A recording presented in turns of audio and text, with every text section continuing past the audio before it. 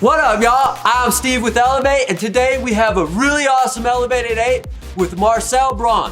Man, this guy is just doing some crazy shit, creating this starship, Project 33, just really neat stuff going on, and I'm really excited to get an interview with him. Really quickly, I need your help. We have this really cool stuff called Elev8 Ambassadors. You can play bingo with us. Anybody can, so join that. But you can help us build this brand.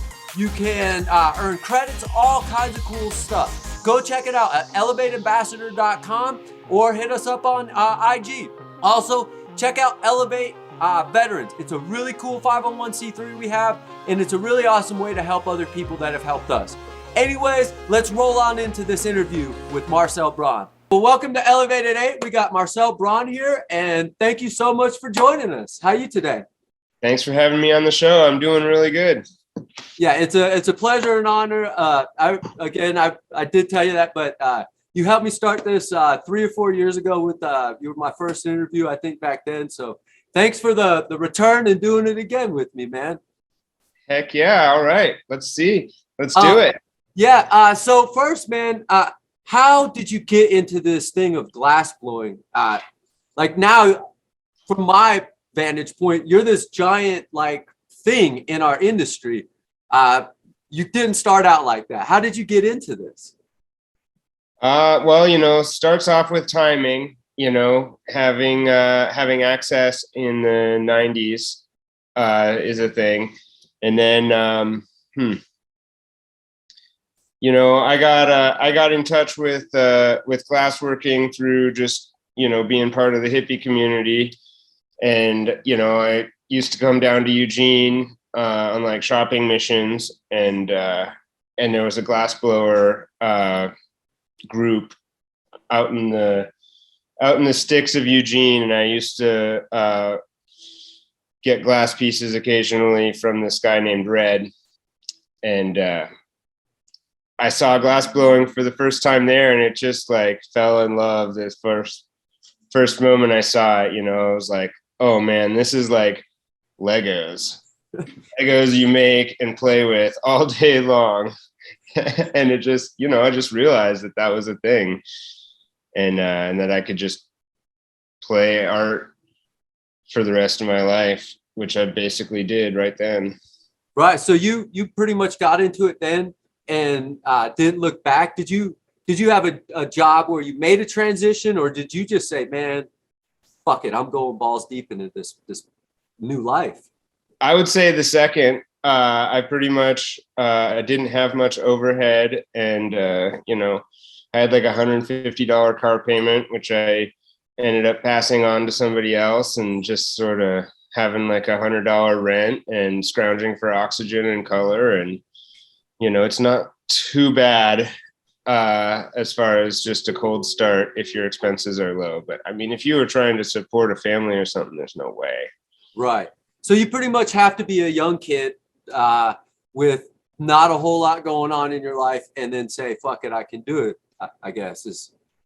That's what allowed me to have like a single-minded dedication to the craft.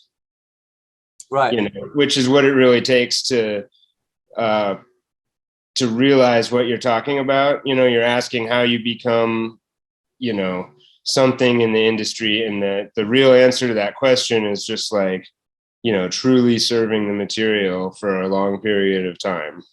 So you said that serving the material, that's neat how you say that. Like, so do you feel, or how long did it take for you to master the dance with glass to where you could understand it and have it create what you wanted it to, rather than just like, all right, I got this somehow? Usually what I tell people about learning glasswork, just to start with the basic, is it takes 10 years to figure out what you're capable of. And then you have 10 years to kind of explore that. And then, once you explore that, like after trying to do something for 10 years, you'll kind of top yourself out after the second 10, like how good are your hands, eyes coordinated? What are you really capable of teaching yourself how to do? And you can like learn that. And then you know, it's, to me, it's like a 10-year cycle, or you're not quite patient enough. Right. And glass is like that. It's, while it's quick and life is happening quick, you got to be patient with it. So I guess that's it. Just be patient, put in the effort, because without the effort, I don't know. So how many years do you have on the torch right now? I mean, you're talking about the 20 plus years. So you got to Right. be hitting 30. I mean, I would say that I'm starting my second 20-year cycle. Well, I definitely am. I'm like halfway through the figuring out what I'm capable of portion as a, you know, combination, you know, glass artist, visionary artist, just trying to, you know, explore the whole art realm, coordinating the NFTs with the glass work. It's you know, it's definitely so much more technical information suddenly, and a whole new set of relationships. And, you know, if I'm fitting my own career to the model I'm talking about, I'm definitely about 6 to 8 years in, 10 years into my, you know, basically starting the what I'm capable of portion of the cycle. Yeah, and that seems really a crazy thing, because you just mentioned the NFTs, and I'm not so familiar with it, but you also started a thing called Project 33, which is a form of currency as well, limited amounts, so it fits the gold standard in a sense. And it was that able, like when the NFT stuff came on, was that able to transfer and make those things work more seamlessly? Or yeah, it's definitely you know, something where we've done some experiments with creating NFTs, and there's just a ton of possibility for doing it. Because, you know, what's interesting about Project 33 is we've basically made a physical version of, so they correlate together really well. Like in a blockchain, you know, it's blocks that are chained together, similar to the sense of, you know, like each Marini pole is like its own thing, and then each slice is but unique, and then that's that. right. So it has all the same characteristics of an actual computerized blockchain.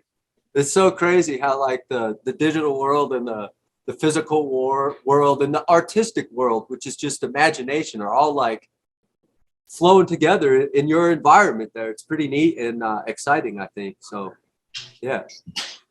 Go ahead.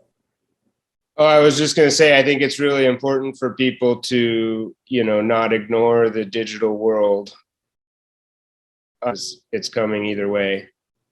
Absolutely. I mean, I grew up on a computer, you know, when it was dial up and all that stuff. And then today people are being born with computers in their hands. So like you said, the digital world's here. And yeah, I don't know nothing about NFTs. So where can people go? Where would you suggest people go that are in our fields to learn more about it? It seems like you have that knowledge a bit. You know, I mean, just doing some basic, I don't have any particular resources that I can think of offhand. I more just sort of casually surf the internet with that, with those keywords up in the search for NFTs. And it's a little bit, you know, weird, because I think the nature of an NFT is that it's like, it's a digital contract. And because it's digital and blockchain, there's all these new contractual obligations that you can attach to it. And so each individual NFT can have like entitlements and obligations and triggerings, and all kinds of complex things can happen because of this. And so the real value in them comes in knowing what your are as a contract and what your rights are, or if you're actually just buying, you know, a piece of artwork that's supposed to be collectible, or, you know, and then if that's the case, then who's releasing it and what are they going to release, you know? Because if you have after artist that releases a prudent amount of just a simple image with a statement NFTs, then those will hold their value. But if they just, you know, unscrupulously print out millions of them, then the value would tank. Supply and demand, right? Basic Exactly. economics. Holy shit.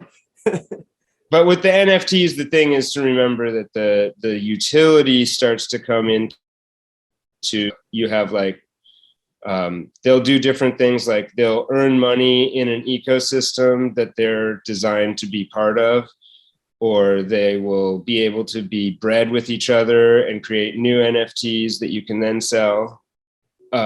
Okay, that's crazy. Now we're breeding digital NFTs. Right. I mean, there's some really interesting, Holy shit. you know, crazy stuff going on. My personal interest is trying to like bring a sense of, you know, world engineering, some of these kind of products, and create some offerings that are as anchored in reality and have like actual utility that serves people in having better lives beyond just like sort of like, you know, it almost ends up being like the new kind of pyramid schemes sometimes. Like if you can create a bunch of digital images that people trade, and then there's a reflection that comes back to you every time someone sells one, and there's a percentage that comes back. I mean, that's like a super solid income, but you know, there's it's almost like artists have always been their own little thing. So they haven't had necessarily managers. But in the music industry, an artist makes a song and they get paid a royalty every time it's played and somebody gets to enjoy the music. So why couldn't an artist? And I think this allows it to where artists can start being appreciated. And I think anybody who buys a piece of art might want to help that artist out if they could, but because it goes in that, it takes away from the artist, gets put in there, the artist doesn't get it. And this allows the artist to always be tied to it.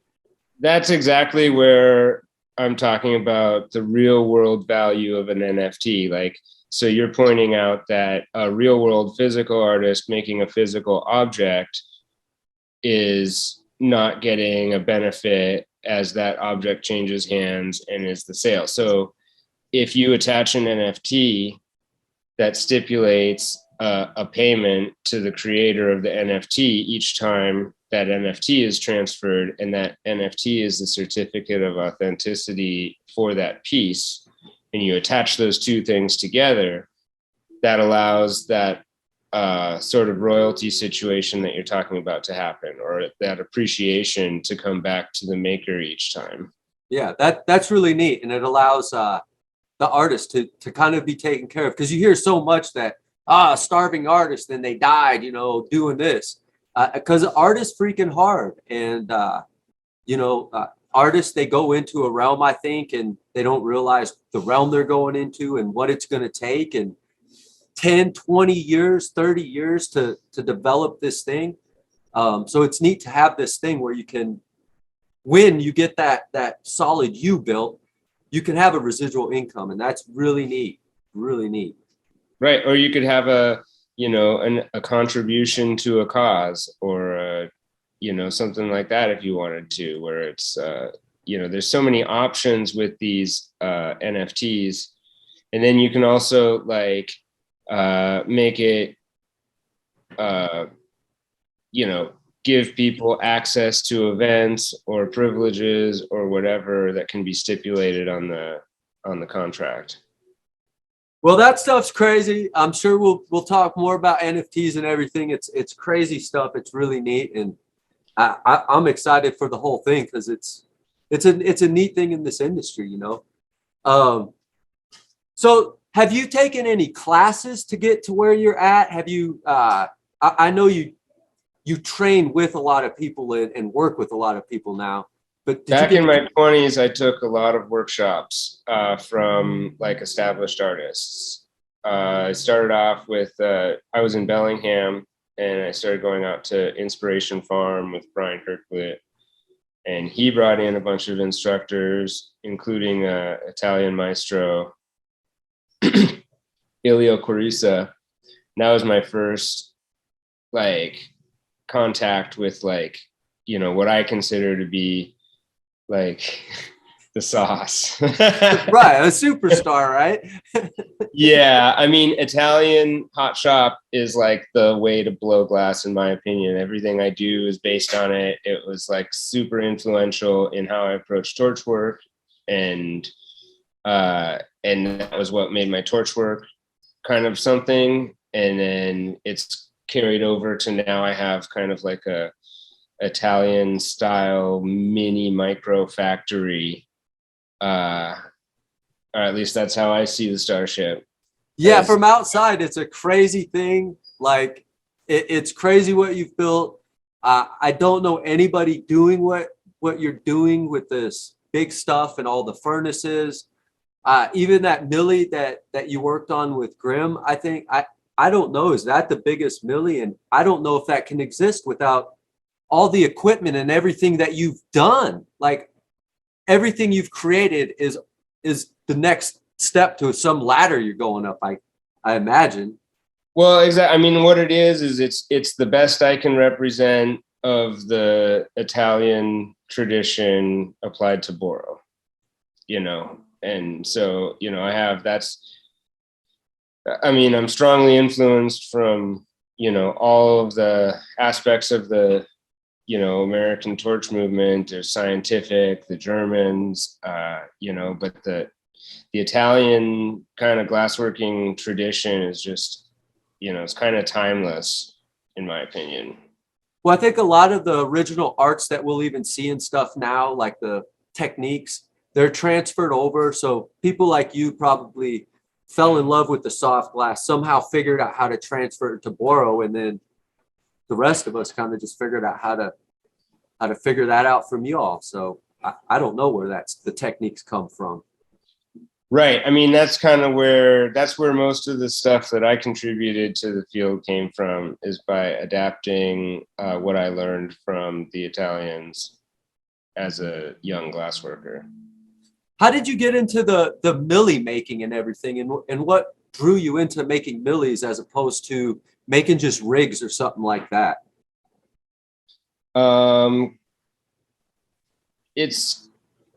It was the idea of making coins. So kind of taking an extension of what a headpiece is and how people use headpieces, and trying to create something that could like span the gap between the heady culture and the like straight world, and kind of create just something with utility and design and value that people could like exchange and talk about, that wasn't a pipe or limited to people who were into weed.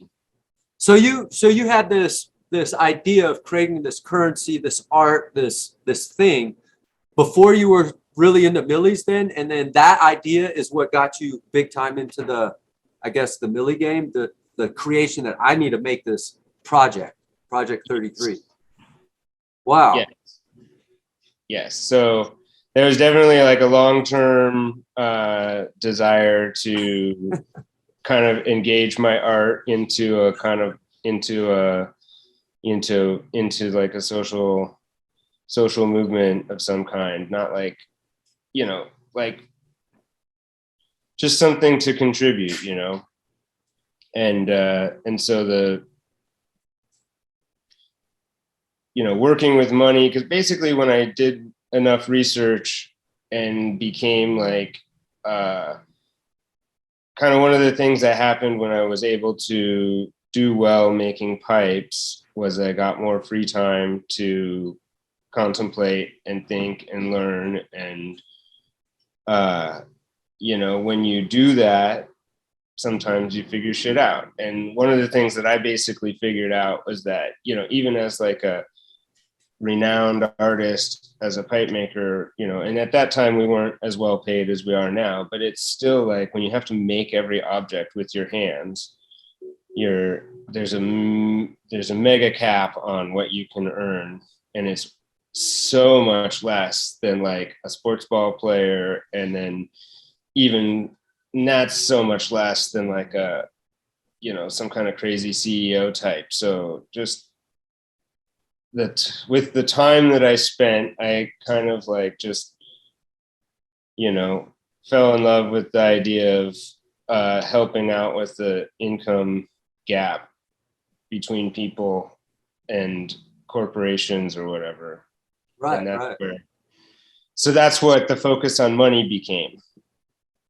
Right. And then do you have a lot of business background at all? I mean, making pipes, you got to sell it and whatnot, but a business background and money, like, people want to say trade.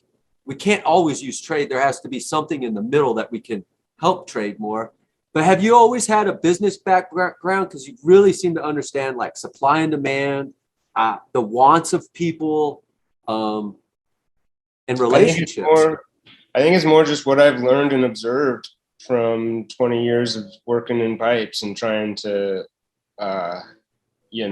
bring to people what they want and, bring forth from myself. I mean, I really like try hard to bring freedom to my life so that when I choose to express myself, it has actual expression and meaning to it rather than a seeking of financial reward. Right, right. So like going back to at the beginning, I was talking about keeping my expenses low to be able to learn how to blow glass. And again, like keeping my expenses low to be able to pour into this project and like explore it on a different level of just, it's a statement to people about what the problems are, like the way money is used in 2022 is monstrous. I don't know how else to describe it. And the only way to change it, in my opinion, is to just create an alternative network that works better. And I think that's where Bitcoin's at and all that. I think you were realizing it back then, and so many people are realizing it that while we need this currency, something to do it, it can't be this control thing. I don't know how we, as an entire nation, as an entire world population, gets out from it, because it's going to take a long time. And I think the digital thing is really where it's at, because it makes our world so small that you can talk to your end customer, and I hope so.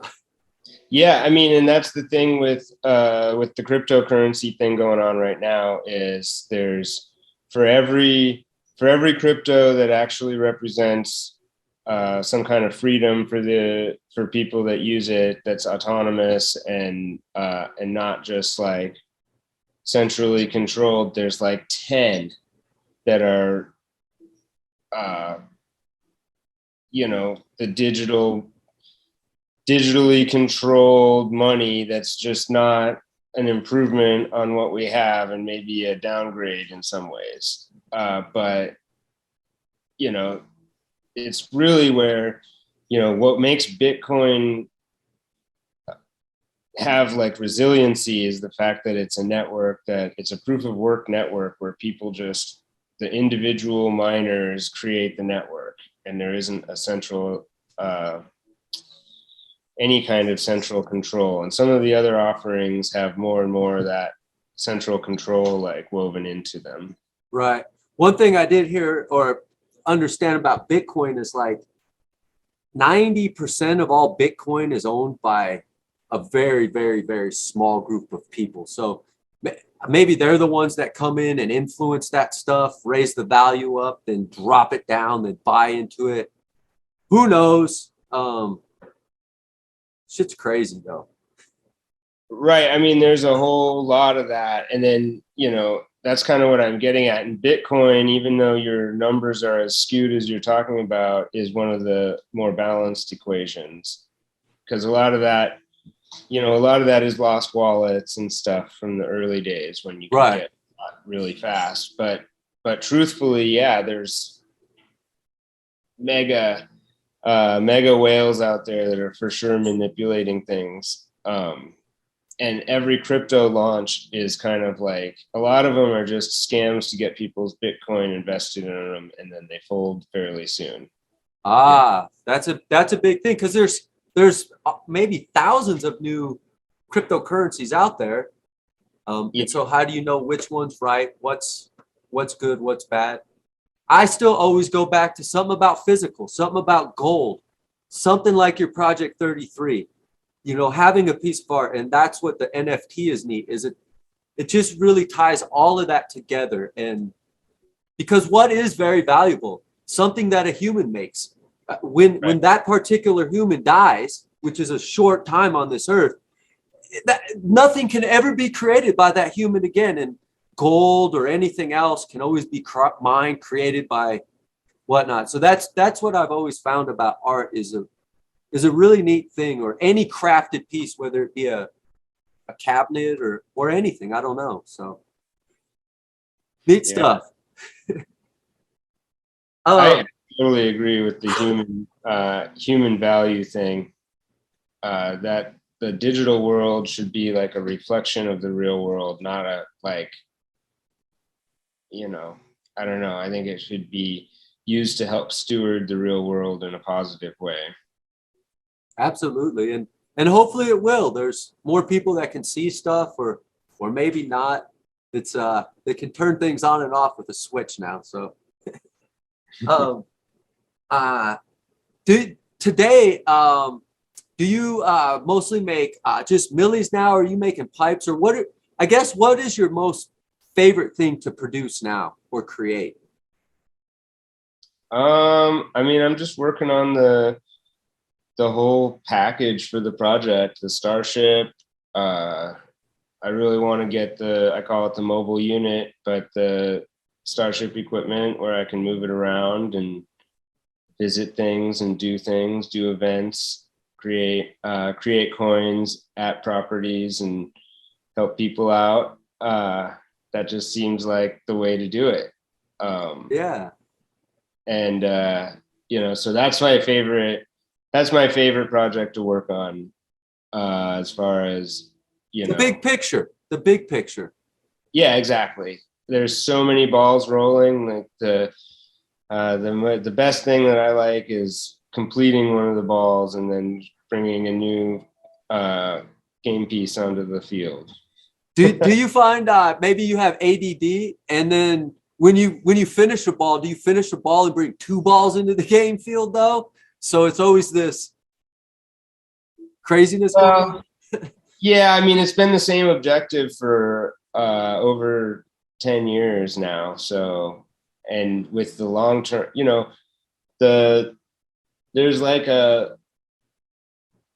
there's a place in my consciousness that I go that just keeps track of this project and helps me keep it alive. And it's been there for at least 10 years. I mean, it's been activated for 10 years. Right. And it's always been there. So. Well, good luck with all that, man. It's so neat watching this creation happen that you're doing. I keep looking out the window. I want to show you what I'm looking at. It's the picture of the Starship that Chris died. When did that get put up? A couple months ago. That's pretty cool. End of the summer. Yeah, pretty stoked on that. So I'm like, I think about the Starship and I can't help but like look out the window, the Starship. And that's the shop right there too. Yeah. So when you work, what is the most amount of people that you've worked with? I'll ask people sometimes, do you collaborate often? And usually that entails working with another blower or maybe two. But when I see what's going on, it's not you and one other person or a small group. It seems like it's I don't know, 10 plus people sometimes. Yep. Yeah, I do. We our normal team is like I don't think we even try and mess with rolling up a coin if we don't have like 5 full on team members. And you know, rolling with 7 is kind of like more comfortable. Gives us a little more, you know, not everyone has to be super on point. And I think that's what people need to understand too. And I'm sure some do, but that little millie, when you pull it down, it's so big, and you know, you might say, oh, that's a lot of money for a millie or something. But it's not one person that put into it. Every hour is, if there's 7 people, it's 7 hours going into that at a time. And so I don't even know, but I have to imagine a millie must take you 700 hours or something to produce something that massive, and to coordinate it and think it through has to take time just to plan it and everything. Right. Not to mention cold working it, cutting it into slices and polishing it. And now we're doing fancy packages. Mm-hmm. So, you know, there's tons of value and time added into them all the time. They're, you know, I think they're well worth it. Absolutely. Do you find that you keep finding more things to value add into your artwork, or any project that you continue on? Yeah, of course. I mean, that's kind of what's created. That's what creates the mentality of success in craft, is like paying attention to what you're doing. So when you're little like mistakes and mistakes and inspirations strike, you like, you know, you either learn from your failure or your success, but you're always learning and progressing, and then, you know, taking on more types of challenges that have a higher entry fee. Like, I mean, one of my favorite ways to solve a problem in glass is the application of more skill. Right. You know? But how do you get that, right? You can't, that's more time, or going out to somebody with more skill and taking a class maybe. I mean, I think it comes down to your attention. So if your attention is a master level, it doesn't take very long to learn how to glass. But if you have to learn how to have master level attention, glass is a great craft to force you if you want success, because it's so technically oriented. Right. Man, that's just neat right there. Do you have any hobbies outside of glass? I like building things, making things. So the glass kind of encompasses, for me, it encompasses a bunch of different skill sets. So it all blurs together. The whole thing is a bunch of just expression of freedom. You're just living the dream, huh?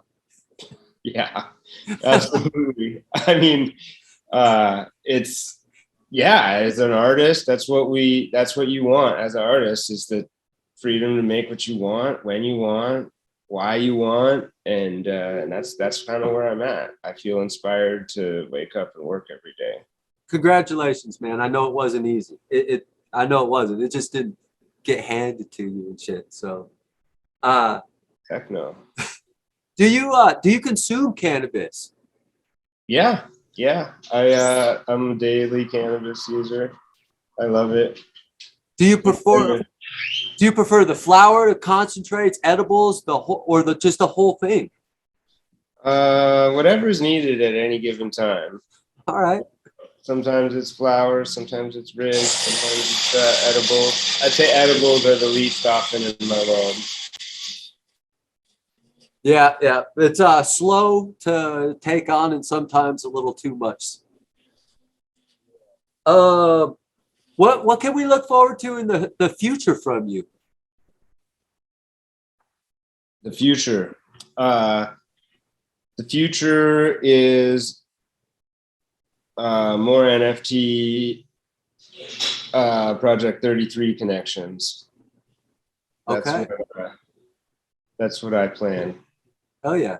Do you find you still have the same passion today as when you first started, or has it changed a bit? Or It's definitely different. You know, I mean, I started as a 18-year-old boy. So there's been a lot of change over the last whatever 25 years, 26 years. yeah, but you're still doing it every day. It sounds like you're doing what you love. So the passion, while it's changed, you still must have that passion every day and to Oh just yeah. create. Yeah. It's like a diamond these days. The pressure is just, you know, shines it up. You know, I love that you said that. I say that all the time. No pressure, no diamonds. Uh, you know, sometimes I'll talk to people and they're like, "Oh, my business is struggling or this or that." But man, if you couldn't have built it to get in that position, you couldn't do it. So, you know, some of those pressures, and I'm sure you've had a lot of pressures working with people, finding the right mentalities to all work together and coordinate that has to be a challenge. I'm sure your management skills have gone through the roof since you've taken on this Project 33. Um, how is that dealing with a lot of different glass blowers? Because I know a lot of us we think different, and we're different. So how does that work? It's difficult. It's like a whole new material, you know. Okay.